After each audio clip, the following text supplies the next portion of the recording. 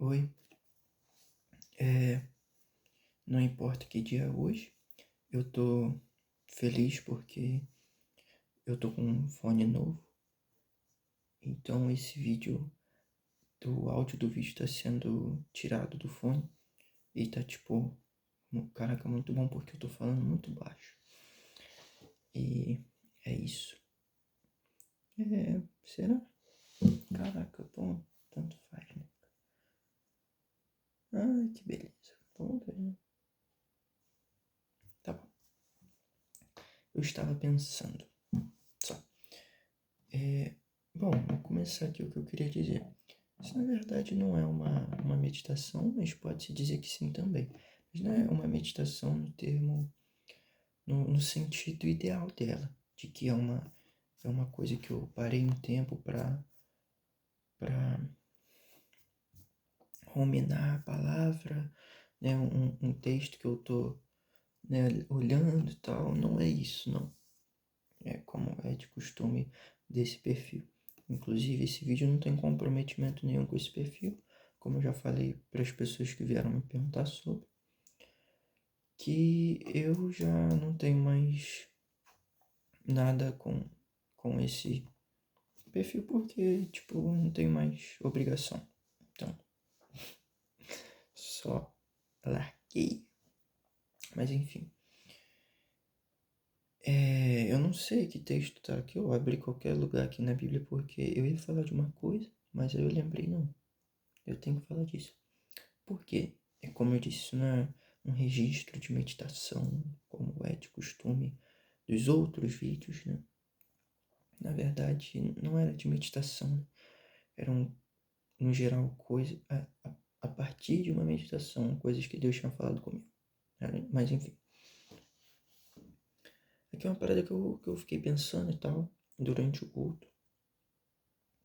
E antes que chegue algum pensamento mal intencionado na cabeça de você que tá ouvindo que tá vendo esse vídeo, se é que vai ter alguém vendo esse vídeo, né? Pode ser até eu no futuro. Oi, Daniel do futuro. Não, não vai ver, mas tudo bem.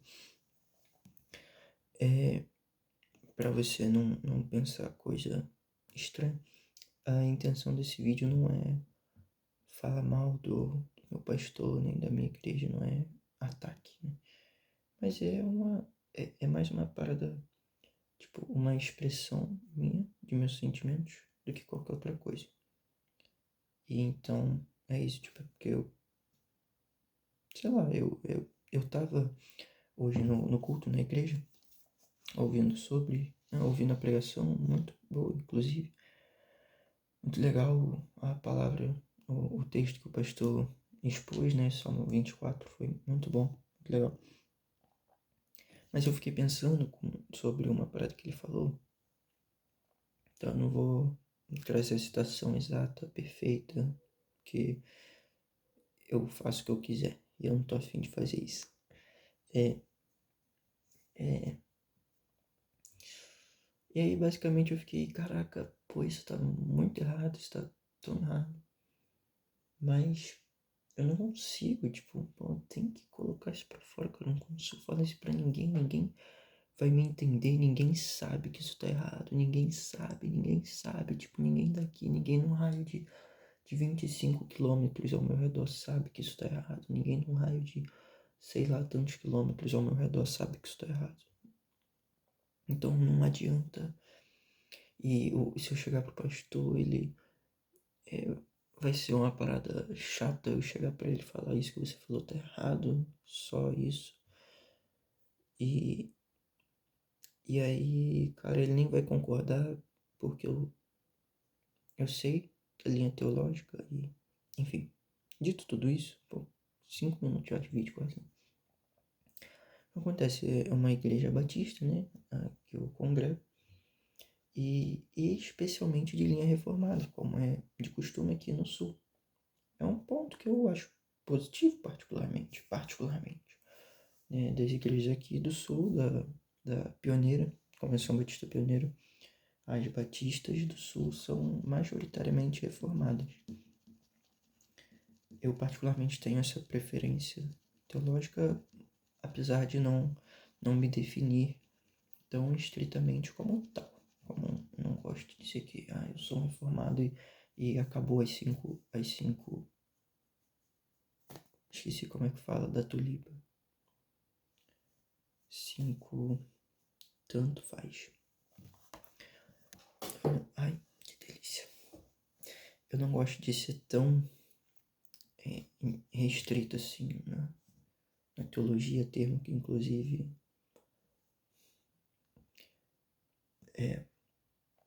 enfim. Ele falou que no Salmo 24 tem um trecho do Salmo 24 que o salmista começa dizendo quem pode subir ao monte santo do Senhor, alguma coisa do tipo. A versão usada foi NA, eu costumo ler na NDI, mas essa daqui é a Almeida Revista Corrigida, se não me engano. Almeida Revista Corrigida. A física que eu estou usando é essa, mas geralmente eu gosto de usar NVI de 23. Formação inútil, irrelevante, mas eu falei. Quem subirá ao monte do Senhor, ou quem estará no seu lugar santo? Essa é a pergunta. Do 4 ao 6, dos versículos 4 ao 6, faz a descrição da resposta para essa pergunta. Repito, dos versículos 4 ao 6, tem a descrição da resposta para essa pergunta. Quem subirá ao monte do Senhor, ou quem estará no seu lugar santo? Aquele que é limpo de mãos e puro de coração, que não entrega a sua alma à vaidade, nem jura enganosamente. Não é isso. Este receberá a bênção do Senhor e a justiça do Deus da sua salvação. Esta é a geração daqueles que buscam a tua face, ó Deus de Jacó.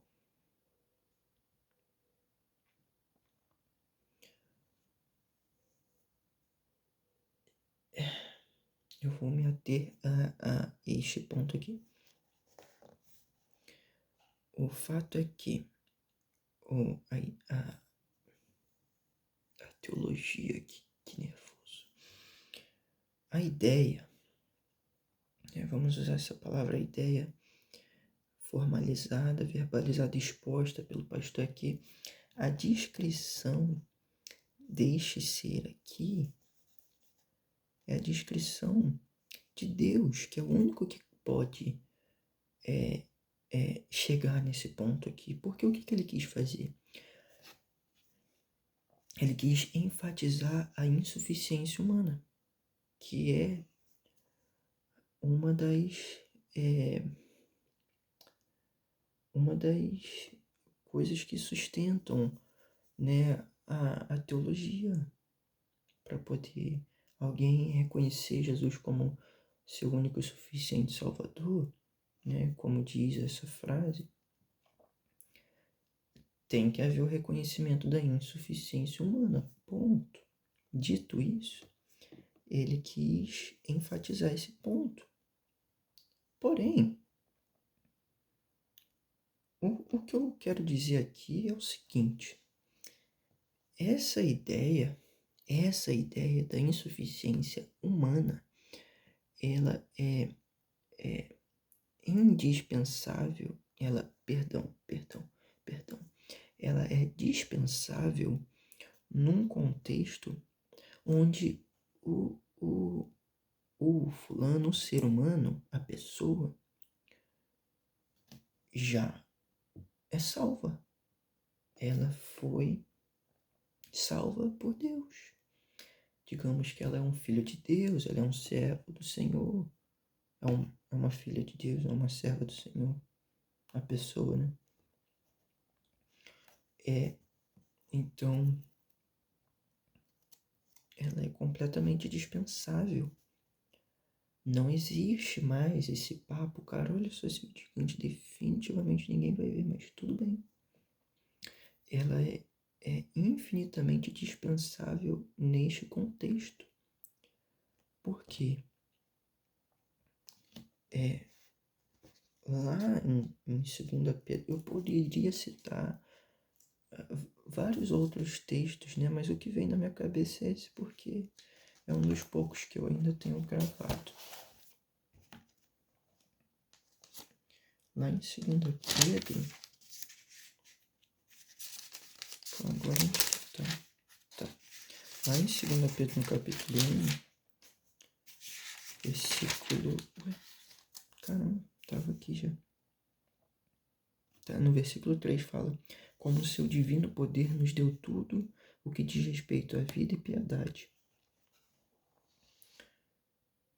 Então, tá, essa versão aqui é antiga, então talvez não tenha ficado tão claro. Mas fala que o poder de Deus nos dá tudo que a gente precisa para a vida e para a piedade. Tem outros versículos bem melhores. E o abençoado aqui, não, né? Ai, cara, ai, deixa eu dar uma olhada aqui. Eu acho que lá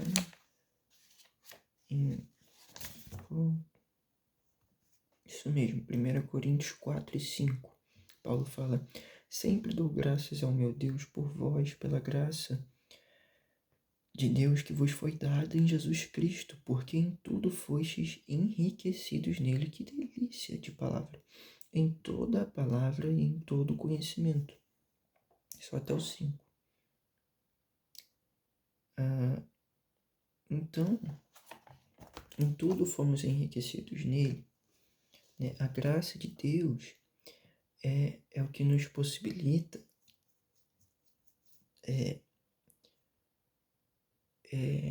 como é que fala? Cumprir a lei. Cumprir a lei tem um texto que fala que acho que é lá em Colossenses, eu dei uma volta nisso, mas eu tenho a impressão de que Romanos, vamos lá em Romanos, aqui ao vivo e a cores, lá em Romanos 8, fala sobre isso. Deixa eu dar uma olhada.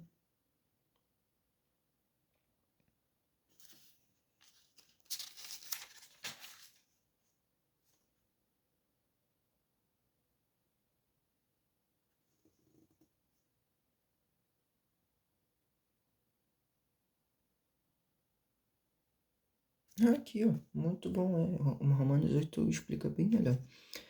Porque, porquanto que era impossível a lei, visto como estava enferma pela carne, enfraquecida pela carne, Deus, enviando seu Filho em semelhança da carne do pecado, pelo pecado condenou o pecado na carne, para que a justiça da lei se cumprisse em nós, que não andamos segundo a carne, mas segundo o Espírito. Olha que benção, aleluia, aleluia, glória a Deus. Glória a Deus. E o versículo 5 em diante explica isso. A gente não vive segundo a carne, mas segundo o Espírito. Então a justiça da lei foi cumprida em nós, que não vivemos segundo a carne, mas segundo o Espírito. E né, o ponto não é sobre talvez essa falta de essa dúvida que você que está vendo esse vídeo pode estar tendo do tipo, pô, Daniel, eu ando segundo o Espírito, você está dizendo isso porque eu vivo cometendo muitos erros. Mas não é sobre isso que eu estou falando. O fato não é esse assunto que eu quero chegar. O fato é que Jesus já fez a obra na cruz. Nós, como diz Romanos 3:24, nós somos justificados. Nós somos filhos de Deus, cara. Nós somos filhos de Deus. Eventualmente, se você ainda não percebeu essa transformação, eventualmente você vai perceber. Ou então, se você ainda não expressou essa transformação, você pode estar no caminho de expressar essa transformação, né? Mas lá na frente vai expressar isso. Mas o fato é que você é transformado pelo Senhor. Você é alguém que anda segundo o Espírito, sim. Porque você não pode ser um morador do céu tendo uma natureza pecaminosa, a tua natureza foi transformada. O que isso quer dizer? Que eu estou só explicando os conceitos básicos da Bíblia, né, gente? Como esse texto que eu li em Romanos 8, como o texto de 1 Coríntios 1, vários outros. Então, o que acontece? A gente não pode achar que aquele que é limpo de mãos e puro de coração, que não entrega sua alma à vaidade, nem julga enganosamente, que a gente não pode ser e nem somos esse ser descrito aqui. E digo mais, eu não sei de teologia, não sei desses termos de exegese nem hermenêutica, eu não posso dar carteirada em ninguém, infelizmente. Mas eu tenho a forte impressão, grandíssima impressão, de que essa é uma interpretação ruim do texto. De que não é isso que o autor está querendo dizer quando ele fala, né? Da geração daqueles que buscam a tua face, ó Deus de Jacó. Não me parece ser o próprio Deus que ele está se referindo aqui, não me parece ser Jesus. Se for Jesus em nós, beleza. Mas ainda somos nós, né? De fato, somos nós. Tá? Então, o que acontece? Não é verdade o fato de que somos insuficientemente capazes de cumprir a vontade de Deus. É mentira. É mentira a ideia de que nós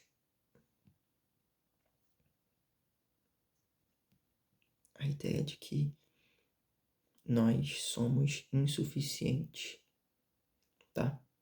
Quando o Senhor faz obra em nós, Ele é poderoso para fazer com que a gente obedeça a Ele.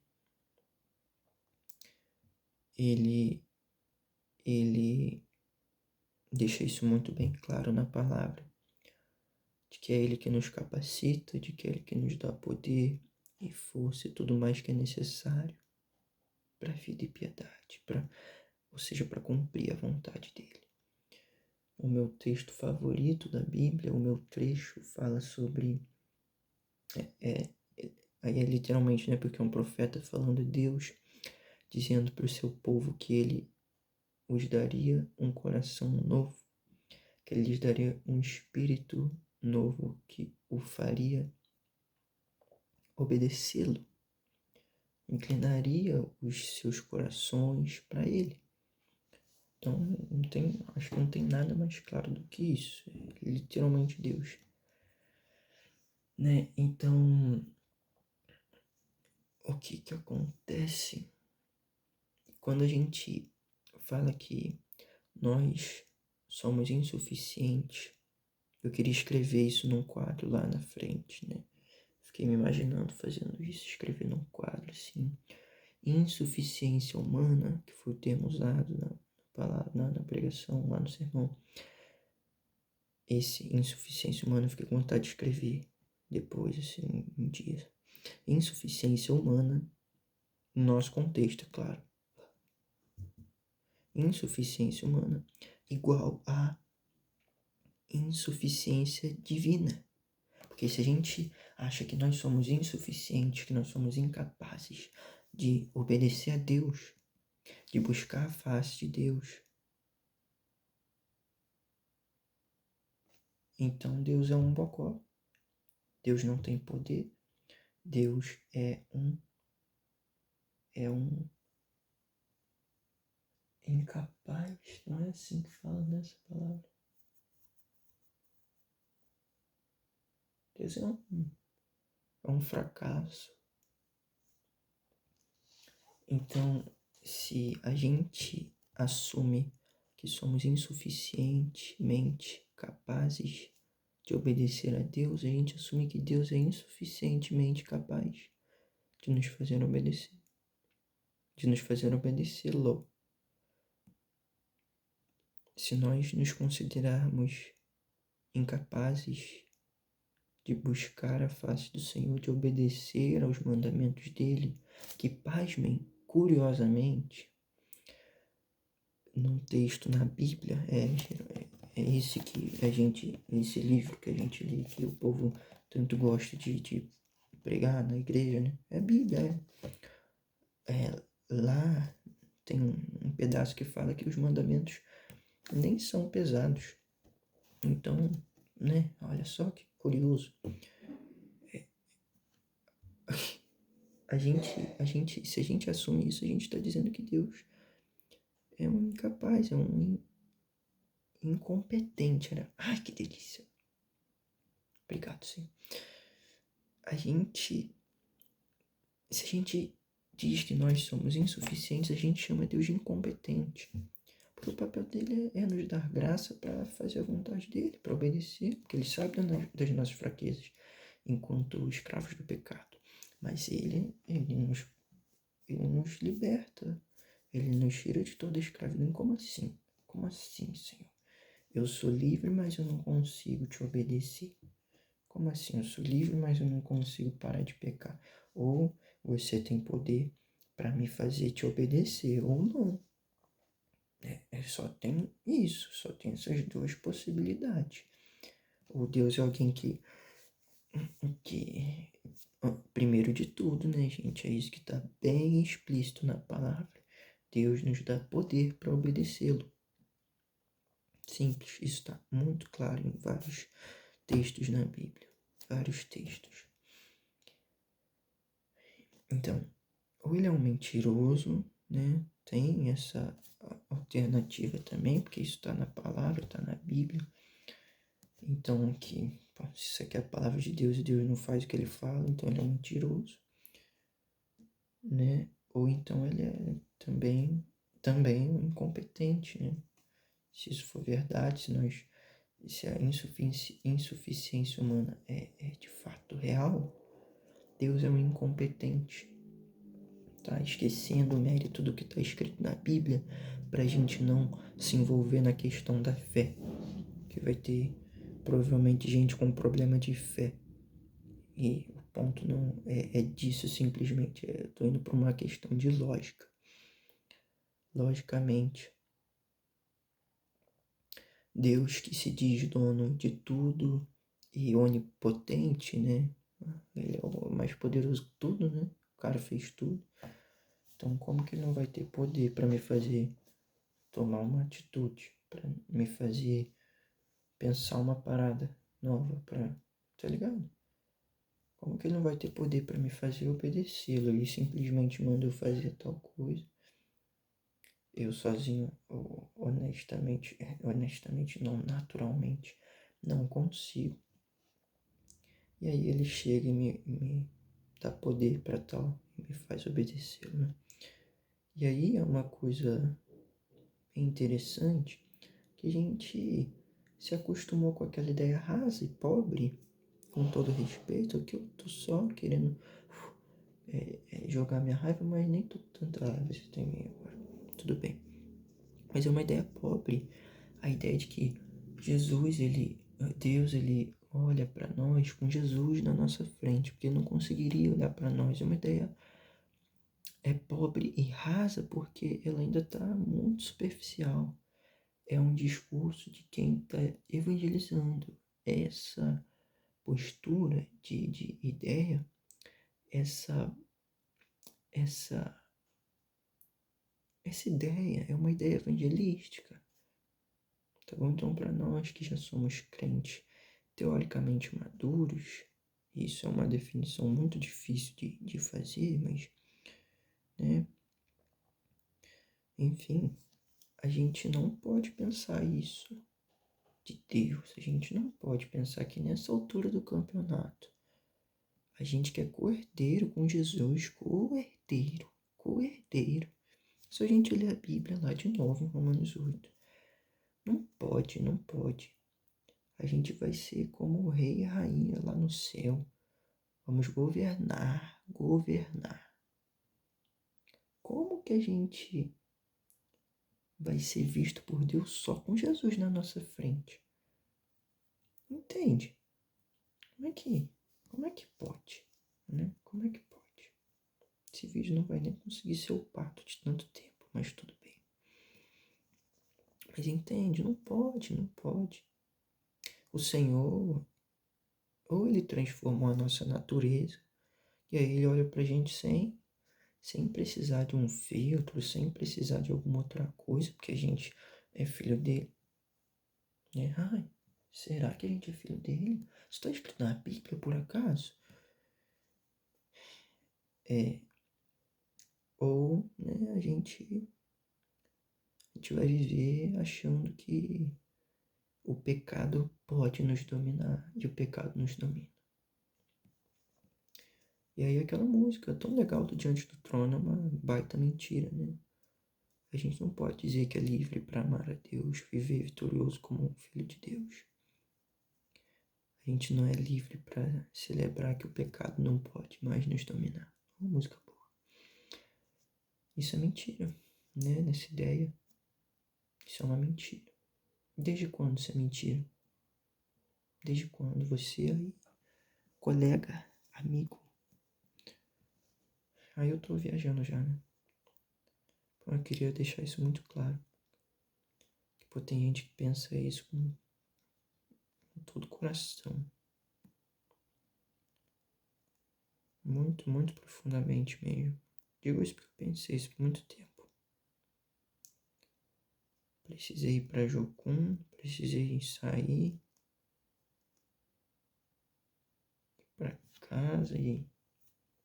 Não, demorou muito tempo. O Senhor teve que me submeter a muita coisa para eu não pensar mais nisso. Então, eu sei que tem muita gente que pensa assim e pode excomungar essa ideia, mas é o que está na Bíblia. É a verdade de Deus, é a verdade. Ou então a gente vai ficar num looping infinito e extremamente contraditório de ficar cantando aquela música Liberta-me de mim, eu quero ser a sua casa. Se você estiver aqui, eu sei, eu venço o pecado. Aí eu canto isso, beleza, tá bom, não, então tá, Deus vai me libertar. Tá bom, Deus vai me libertar.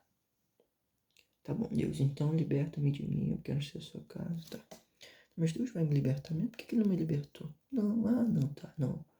Se ele liberta, não, tá bom. Não, ele me libertou, olha só, glória. Não, é verdade, é. A obra foi feita há mais de 2000 anos já, é. Foi feita lá na cruz, ele me libertou tem muito tempo, é. Mas liberta-me de mim, Senhor, eu quero ser a tua casa. Se você estiver aqui, eu sei, eu venço o pecado. Senhor, liberta-me de mim, Senhor. Isso é extremamente incoerente e contraditório, muito contraditório, tá? Né? Eu não vou falar tá, eu vou falar né. Porque eu sei que você sabe que isso é contraditório. E a Bíblia, no fundo, esses assuntos centrais, ah, referentes a amar o Senhor, nosso relacionamento com Deus, que é o que mais importa, a Bíblia não gosta de contradição. É tudo tão claro. A Bíblia não. Na verdade, a Bíblia não tem contradição. Né, cara? E aí só basta a gente entender. Mas, ok. O fato é que isso é uma grande mentira. Eu precisei falar isso aqui pra não parecer que eu ia ficar maluco. Tô falando demais já, eu tô ficando fraco. Já tá muito tarde, eu passei meia hora, pô, nada a ver, cara. Ai, que caceta. Eu não sei se deu pra ouvir isso. Ai, enfim. Ai, eu tô com vergonha de estar aqui agora, mas tudo bem. Ai, que preguiça de terminar esse vídeo, porque eu não quero achar que ele existiu. Eu não, pô, não quero nem postar essa bosta, mas tudo bem. Eu não vou postar. Sei lá. Tipo, sei lá. Sei lá. Eu vou postar, tipo, no meu YouTube só pra dizer que eu postei. Tanto faz, tipo, só pra eu poder apagar do meu celular. Minha cabeça ficar com a consciência limpa de que eu me expressei. Mas, pô, é isso. Só esperar dar 30 minutos pra não ficar tão feio.